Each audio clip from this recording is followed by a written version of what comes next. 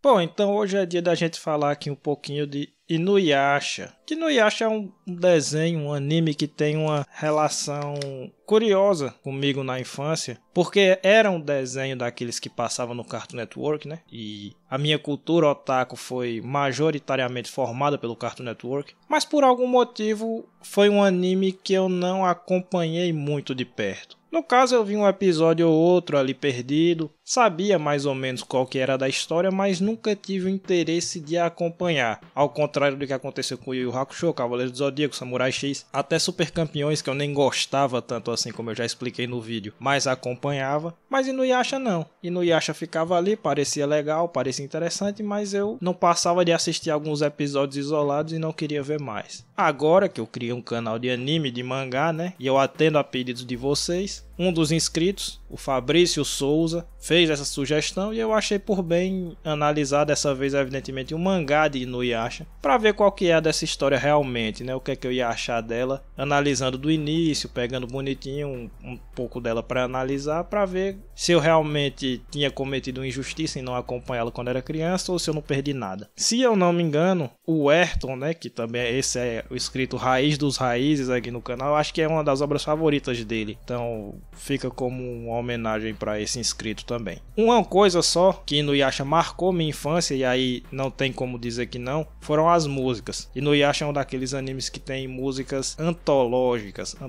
Os encerramentos de Inuyasha são maravilhosos. Claro, alguém dirá, copiando a Lagosta Bronzeada, né, o forrozão Lagosta Bronzeada, qualquer um faz uma música boa. Invejosos dirão que foi a Lagosta Bronzeada que copiou Inuyasha, mas a gente sabe que isso é tudo fake news, né? O japonês veio aqui e roubou a música dessa tradicional banda de forró dos anos 2000, e assim é muito fácil fazer música bonita, né? Mas o fato é que sim, Inuyasha é um anime que tem excelentes músicas, e desde a época do Cartoon que eu gosto das músicas de Inuyasha, aí sim. Muito bem, então vamos analisar aí esse mangá, os dois primeiros volumes desse mangá, exatamente 18 capítulos, né? Que é o inicinho ali da história, as premissas básicas, né, sendo lançadas, os alicerces da história sendo lançados. A verdade é a seguinte, eu achei Inuyasha um mangá muito gostosinho de se ler. É muito bom ler Inuyasha. Esses 18 capítulos passaram de uma forma bem fluida. Foi uma leitura bem leve, bem tranquila, bem interessante. Que eu fiquei até com vontade de ler mais. Não fiz isso por falta de tempo. Mas se eu tivesse tido um pouquinho mais de tempo, eu teria lido até 3 ou 4 ou até 5 volumes para comentar aqui nesse vídeo. Porque é uma leitura que flui muito rápido. Ela é muito direta. Ela perde pouco tempo com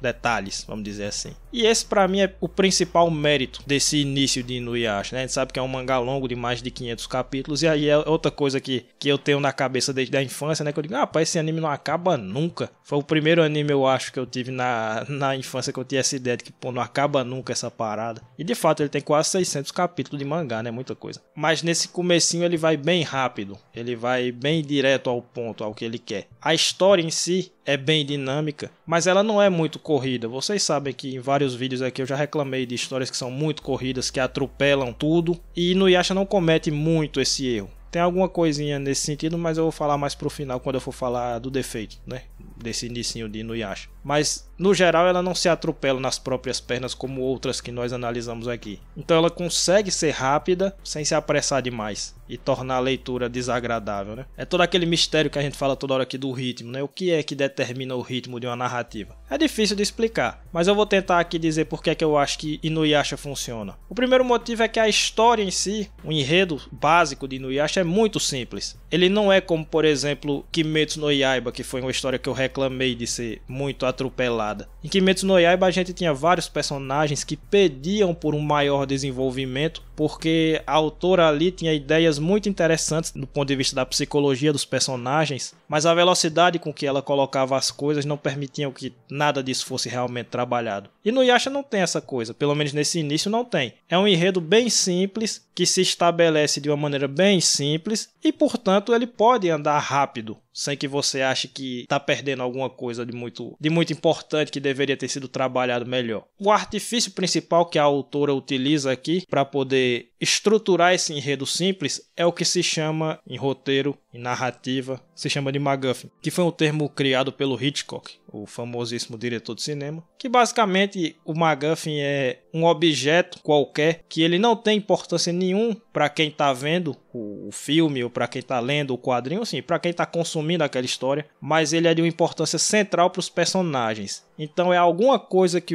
algum personagem quer muito, um objeto que um personagem quer muito, e que por conta disso ele move todo um enredo atrás desse objeto que ele quer muito, que pode ser qualquer coisa. Tanto é que um dos exemplos que mais brincaram com essa coisa do MacGuffin é o Pulp Fiction, que é a tal daquela mala que tem algum objeto que o filme nunca diz o que é, ele nunca revela o que é, essa é uma coisa que reluz parecendo ouro, mas nunca é dito claramente que é ouro nem que é nada, que é justamente uma forma do Tarantino mostrar que o MacGuffin é uma coisa que para a audiência não precisa importar. Não precisa saber por que é que eles querem aquele objeto. Só precisa saber que eles querem aquele objeto e você estrutura um enredo em torno disso. Claro, o roteirista geralmente diz por que é que o objeto é valioso, né? E é o caso de Inuyasha. A gente sabe que a joia das 4 almas, que é um MacGuffin dessa história, ela fortalece os yokais. Então a gente sabe que os inimigos querem essa joia para ficarem mais fortes. O Inuyasha quer essa joia porque ele quer se tornar um demônio completo. Ele é um mestiço de demônio com humano e ele quer se tornar um demônio completo. Então a autora até explica qual é o intuito do MacGuffin. Mas se ela não explicasse também não faria falta nenhuma. Porque o ponto é só o seguinte, você só tem que saber que o personagem quer aquilo. E porque ele quer aquilo, ele move o enredo. O enredo é justamente a busca dele daquele objeto que ele deseja. Então é uma coisa simples, porém funcional, que coloca um enredo para andar para frente, sem precisar ficar perdendo muito tempo com isso ou com aquilo. E aí a autora, inteligentemente, ela tem uma sacada, porque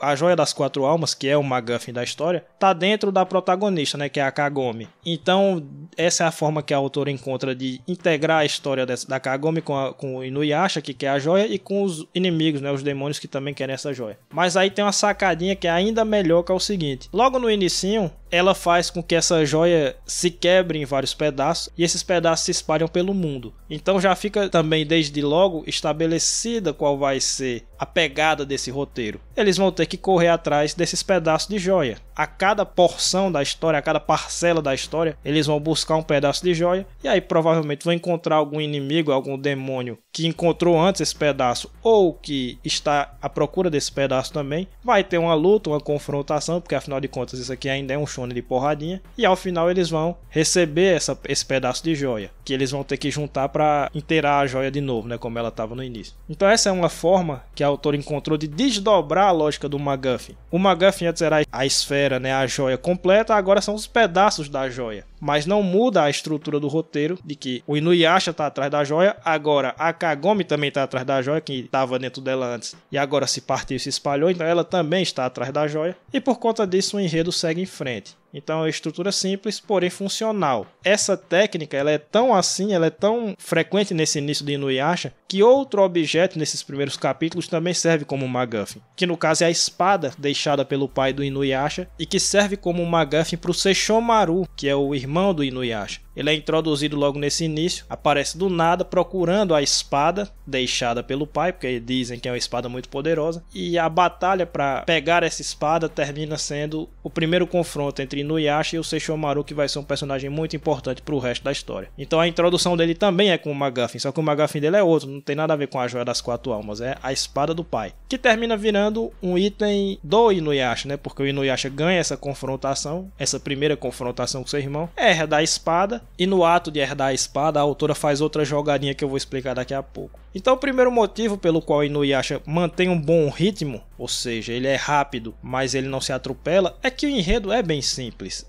Ele não se preocupa em ficar trazendo coisas muito complexas para ele não precisar parar para explicar essas coisas complexas ou para colocar esse drama muito pesado para a apreciação do leitor. Que eu acho que, por exemplo, é o problema de Kimetsu no Yaiba. Ela colocava coisas muito sofisticadas e que precisavam de um pouco mais de trabalho e ela não dava esse trabalho. Ela seguia em frente e deixava todas essas questões em aberto, essas pontas em aberto. E Inuyasha no início não comete esse erro porque ele não traz nada muito sofisticado. Ele é bem simples e bem funcional no que ele se propõe a fazer. O segundo motivo pelo qual eu acho que Inuyasha funciona enquanto uma obra rápida porém não apressada, é o modo como a ação está estruturada. A ação de Inuyasha, eu diria que ela é uma ação intermediária. Em que sentido? Ela não é tão elaborada quanto Dragon Ball, quanto Jojo, quanto Hunter x Hunter e Yu Yu Hakusho, outros animes que tem por aí, que dão uma ênfase muito grande nas batalhas, nas técnicas, nas coreografias, no modo como a luta vai se desenrolando, até mesmo no roteiro dessas lutas. Mas ela também não é tão jogada de qualquer jeito como Cavaleiros do Zodíaco, que foi outro mangá que eu reclamei de ser muito apressado. Ele joga tudo, ele só coloca lá e tipo, é aquilo que eu já reclamei, né? Tem vários quadros de Cavaleiros do Zodíaco que o personagem só levanta o braço e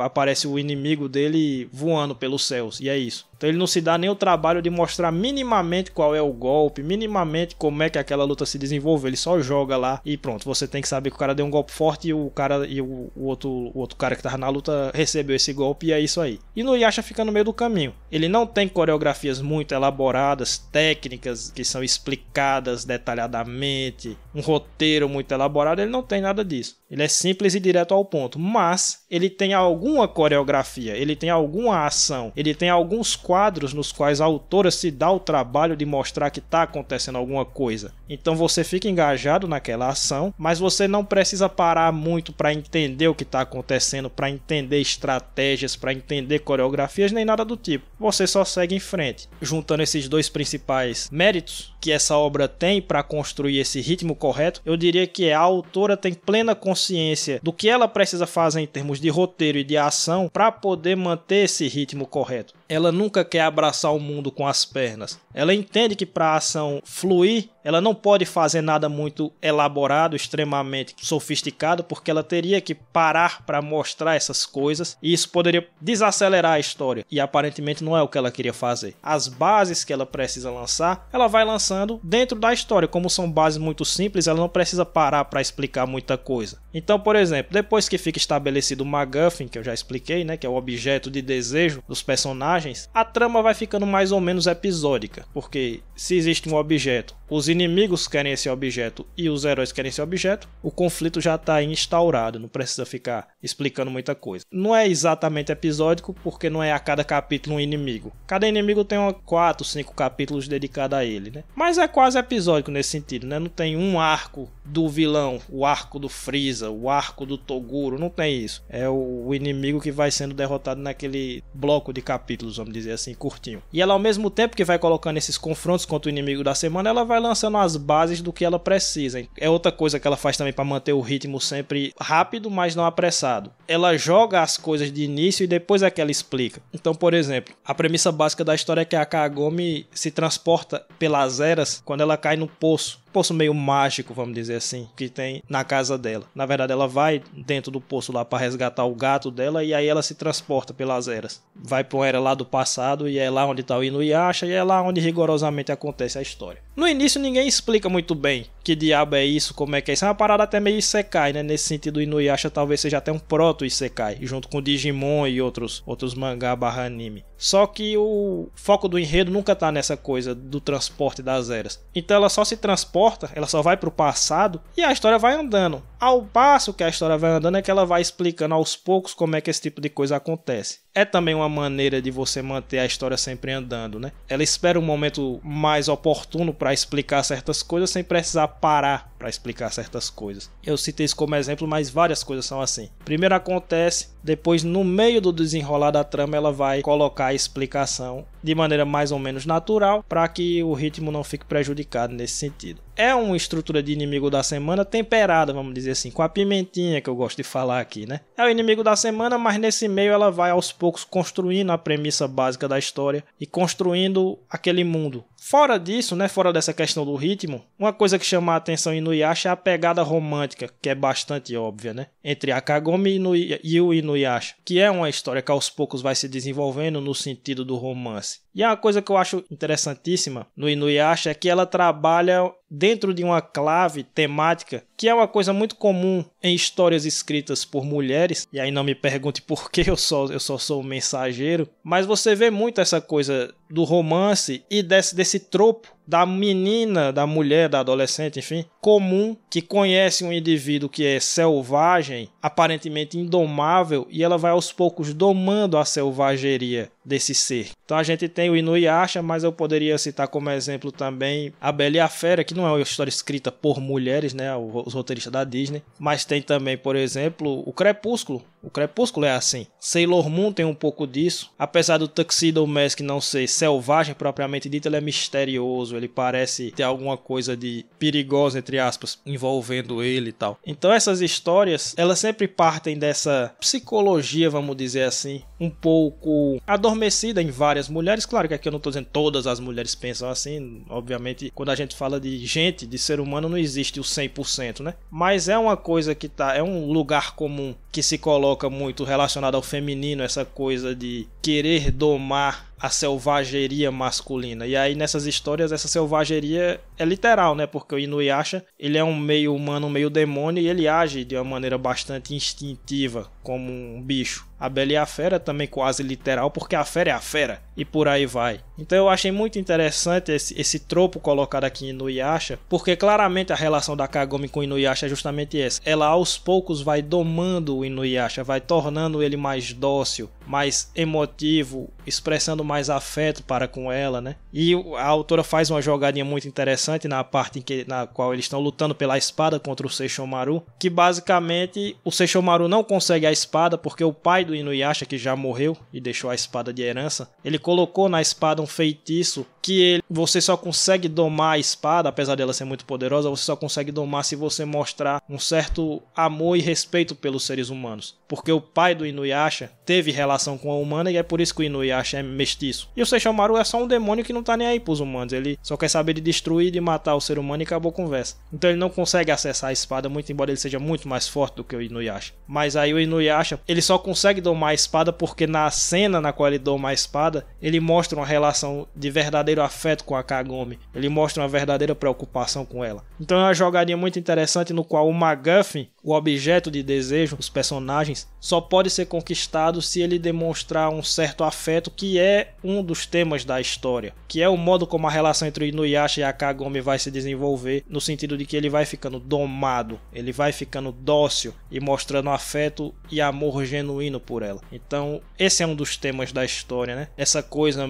meio escondida na psicologia feminina de querer domar a agressividade masculina, e aí isso é simbolizado na ficção muitas vezes colocando a figura masculina como sendo realmente um bicho, ou quase bicho, né, que age muito voltado para os seus próprios instintos, e uma pessoa rude, agressiva, que aos poucos vai ficando amolecido pela presença da mulher na sua vida, toda aquela coisa, né? Claro que tem várias mulheres que escrevem histórias e não vão por esse caminho. A própria Gotoge do Kimetsu no Yaiba não tem nada a ver a história com isso, nem a autora do Fullmetal Alchemist, nem várias outras. Eu não tô aqui querendo, obviamente, dizer que todas as mulheres pensam assim ou que todas as mulheres escrevem assim. Só tô falando que é realmente um lugar comum de histórias escritas por e para mulheres. Apesar de que Inuyasha é um shonen, então ela é voltado mais para os homens, mas a mente feminina por trás disso deu essa influenciada nessa questão temática aí. É muito interessante, eu gosto, eu acho legal o modo como Inuyasha vai trabalhando isso no início, né? Então, no geral, é um mangá muito, muito, muito, muito gostoso de ler, é bom, é legal, você vai passando pelos capítulos e vai entendendo tudo e vai compreendendo o que tem que ser compreendido e vai seguindo em frente. Você vê o tema se desenvolvendo, os personagens se desenvolvendo, a relação entre eles, e é isso. Você não fica atravancado em nada. Claro que isso não é perfeito, né? E eu achei que algumas coisas poderiam e até deveriam ter sido um pouco mais explicadas e não foram. Por exemplo, eu acho que a Kagome, ela se transportou para o passado e ela aceita esse fato muito rapidamente. É uma coisa altamente extraordinária, né? Você entrar no poço que está no quintal de casa e você volta para a era feudal do Japão e você rapidamente já está acostumado. Ah, não, é isso mesmo, então vamos seguir em frente. É um pouco esquisito, né? Um pouco estranho. Mais normal e mais natural teria sido se ela tivesse levado um pouco mais de tempo para se adaptar. ou pelo menos tivesse tido um pouco mais de estranheza dentro dessa loucura que ela terminou vivendo, né? Mas não é o que acontece, ela simplesmente, tá bom, já tô no passado mesmo, vamos seguir, né? Outra coisa que me incomodou um pouco, eu acho que é até um pouco mais séria do que as outras, é que os personagens em si, nesse início, não são muito trabalhados. Então eles são bem básicos, né?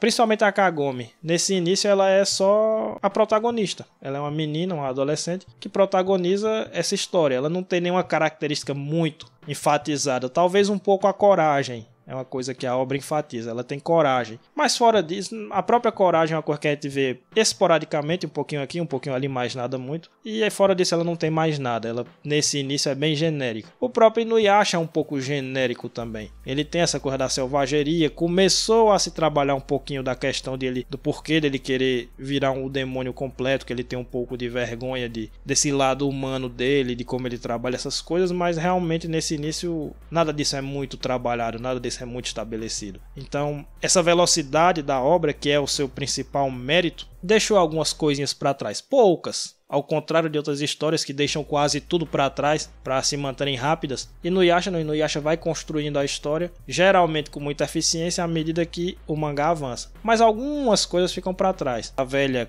Kaede, né, que é importante também, é só uma velha que fez parte do passado do Inuyasha e tal. Então, nesse início as coisas são um pouquinho apressadas quanto aos personagens, mas nada assim muito grave não. Até porque eu desconfio que essas coisas vão ser trabalhadas ao longo desse mangá de quase 600 capítulos, né? Muita coisa. Então, se não trabalhar os personagens em 600 capítulos, aí também é demais. E outra coisa que poderia ser apontada talvez é que não existe muita densidade em Inuyasha. Eu não vou apontar isso como um defeito porque eu acho que nem era a intenção da autora. Mas é um mangá que não tem tanta densidade assim. Tirando essa questão da relação da Kagome com o Inuyasha, né? Da relação dos sexos. Da relação dela domar o Inuyasha, a selvageria que ele representa. E um pouco dessa questão do Inuyasha não se aceitar, porque ele de alguma forma ele se ressente por ser meio humano. Tirando essas duas questões, o resto não tem muita coisa que tenha nenhum tipo de peso dramático, nenhum tipo de reflexão mais profunda, nenhum tipo de nada. Eu acho que é um preço que se paga para fazer uma história mais rápida e mais fluida, né?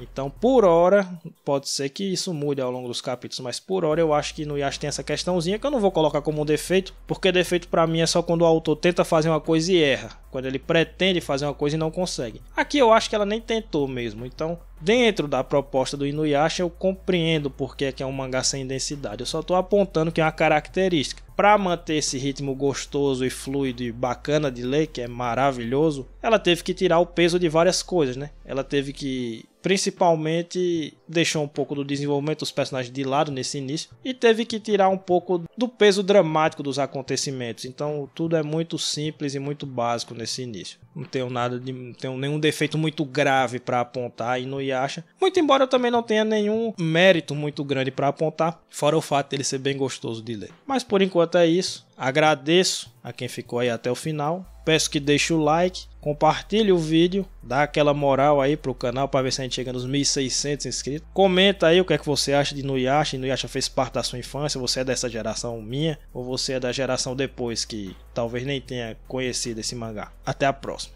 Tchau, tchau.